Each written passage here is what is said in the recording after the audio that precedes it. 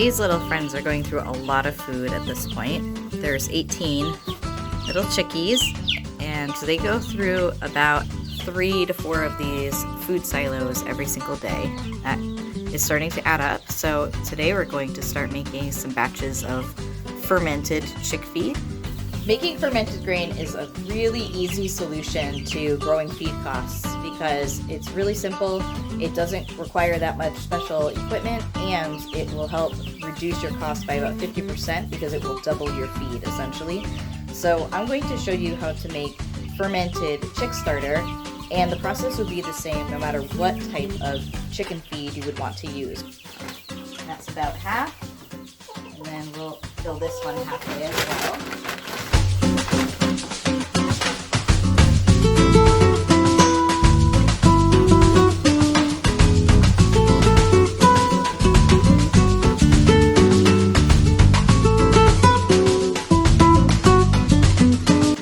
About 8 hours later, and look at that. Every single bit of moisture is absolutely absorbed in one container, and I bet once I give this one a shake, it will be same story. So I'm going to go ahead and transfer these containers inside, along with a clean 5-gallon bucket, so that I can start the fermentation process.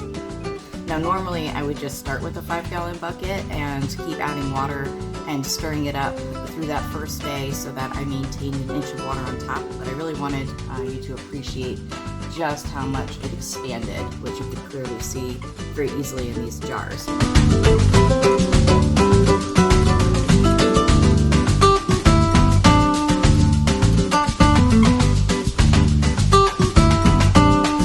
Before I set it down for the night, I'm going to cover it. So basically you want to cover it with anything that will allow air to get in. You can get creative with different covers to save some money and use what you have around the house. So I have some mesh cover, or if you don't have a mesh material like this, maybe like an old laundry bag or something, you could even use a cloth shopping bag, and I just have one from the grocery store.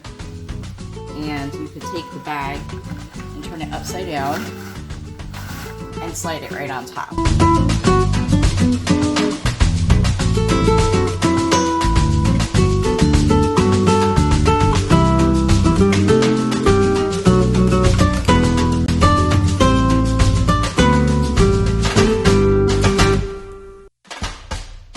It's alive! It's the last day of fermentation, and we're going to see just how much we ended up with after 4 days' time. So if you recall, we began with 1 full container of dry feed, or 2 halves. So we have this handy funnel here, and my helper.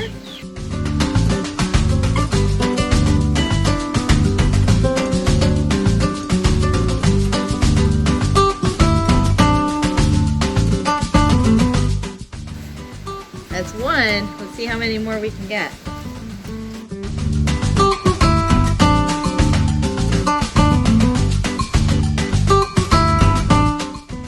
So now we're at 2 times the volume we started with.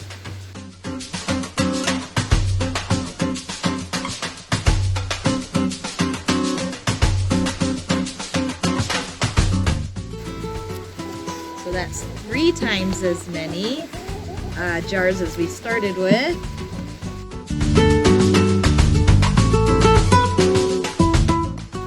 There's still some in there, so it's like, and we spilt a little bit too, so that was nearly 4 jars. Whew, that's a lot.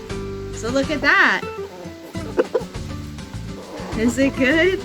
We went from just 1 container of dry chick grit to 4 of that equivalent size just from letting it sit on the counter for about 3 full days. Have your chickens consume all the fermented feed by the end of that day. Well, that's it for this video. Thanks for checking out our channel, Say Why Chicken Thigh. Until next time.